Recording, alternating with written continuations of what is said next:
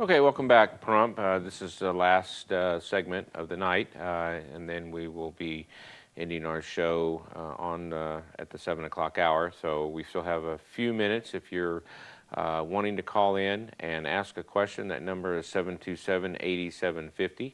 And certainly I appreciate the callers calling in. Remember, the only question that's the real stupid question is the one that you don't ask, because then you don't know. Knowledge is power. Anyway. Getting back to the subject, we are talking about high blood pressure, and we've been talking a little bit about the definitions of different blood pressure, meaning the essential hypertension, which is 95% of what we see in the office, secondary hypertension, which is due to a secondary cause, and I do have a slide later that will list some of those causes. Most of the time in essential hypertension, we don't know the cause. And if we can identify the cause, then we have a secondary hypertension case. That being said, there are a lot of things that do interfere with hypertension or make blood pressure falsely elevated. White coat hypertension, as we discussed. Nicotine raises your blood pressure if you're a smoker. Eating raises your blood pressure. Stress will elevate your blood pressure. Pain will elevate your blood pressure.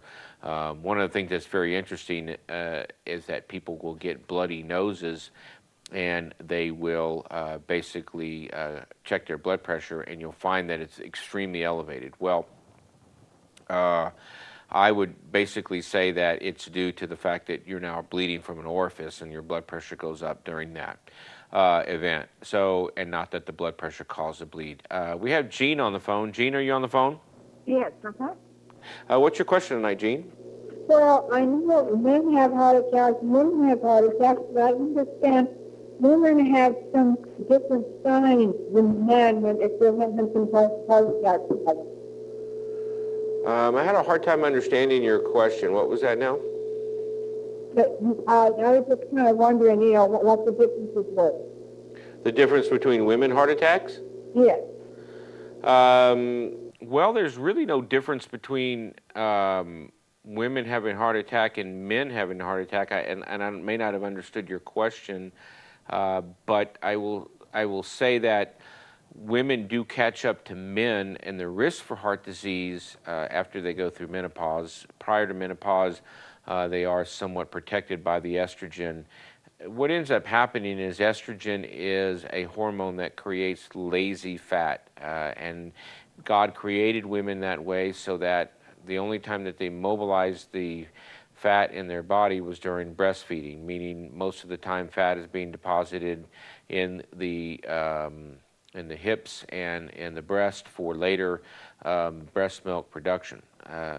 That being said, once you go through menopause, the amount of estrogens that you make decrease. They don't go away, they just decrease, and therefore you have a relative rise in testosterone. That's why us men, we die much younger than women, because we are subject to testosterone, which causes a rapid turnover in fat.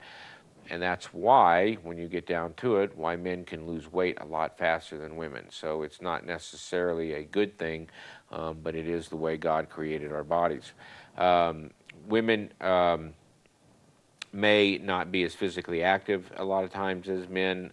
They may have different muscle mass, and so it's really, there isn't that much difference. The incidence of heart disease is still very prevalent in elderly women. Stroke probably a little more common, but that being said, if you do have a heart condition, you may have other mitigating risk factors such as diabetes, smoking, high blood pressure, things of that nature. So each individual is different, and you can't really break it down into men-women thing, but I did give you the parameters that helped. Did that answer your question, if you're still there? Yeah, pretty much. Pretty much. I was just kind of wondering why a woman should look she was having a heart attack. What was that again? Heart attack. What would be, what should a woman look to heart attack? Well, there's a lot of echo in here. I don't know. Maybe we can figure out some technical difficulties and I can get a better answer on that question. Anyway, getting back to the slide, just because we're getting back to the topic we were talking about. I was talking a little bit about uh, the volume and changes as we get older, and how our blood vessels become stiffer, and that requires an increase in velocity in order to get the same volume through our blood thing. So when we turn into an adult, our blood volume is about the same. It may change. When you eat salt, it will get into your system. It takes about 3 days for it to get out of your system. And those people that are on low salt diets are very important that when they eat salt, they will swell up, because they're really trying to watch what they're doing. But it does take about 3 days for your kidneys to get rid of that salt.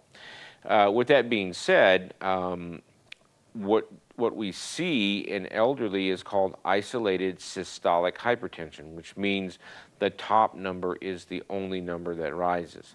And there is an interesting number called pulse pressure. Pulse pressure is defined as the difference between the systolic and the diastolic. So with that being said, if your pulse pressure, let's suppose your blood pressure was 150 over 100, that is a 50 millimeter pulse pressure. If your blood pressure is 160 over 100, it's a 60 millimeter pulse pressure. And 170 over 100 is 70. 120 over 80 is 60. 140 over 80 is 60, and 120 over 80 is 40.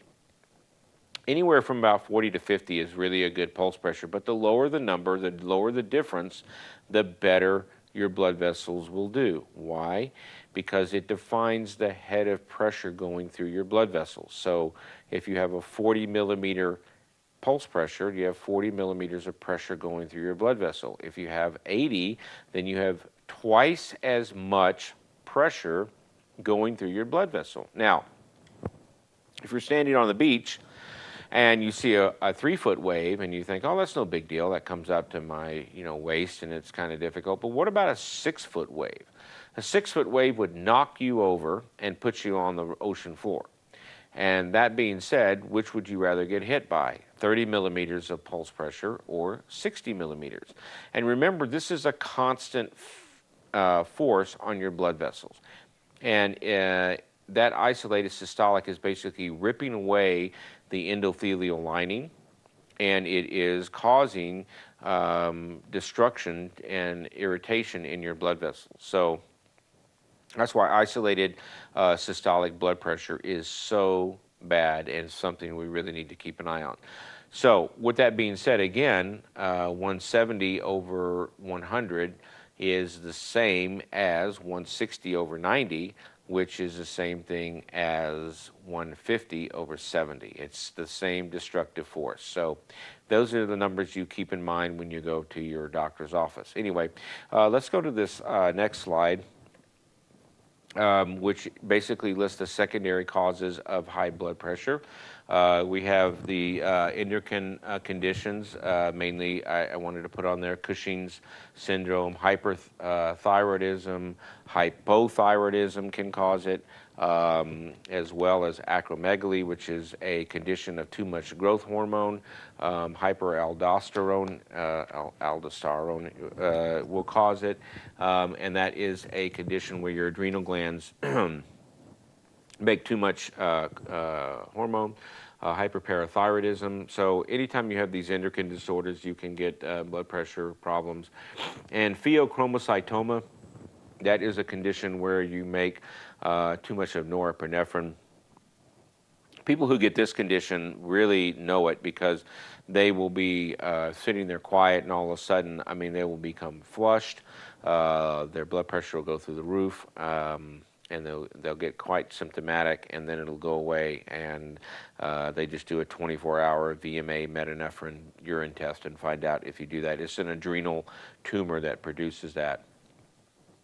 Other causes for secondary hypertension, obesity. Well, we kind of knew that. If you're increasing your blood vessel distribution and you're forcing your blood vessels to go through more tissue, such as obesity, you're going to develop high blood pressure. It doesn't happen all the time, but it can and happens most often more than not. So sleep apnea is a condition that can cause high blood pressure. Again, I've talked about it previously.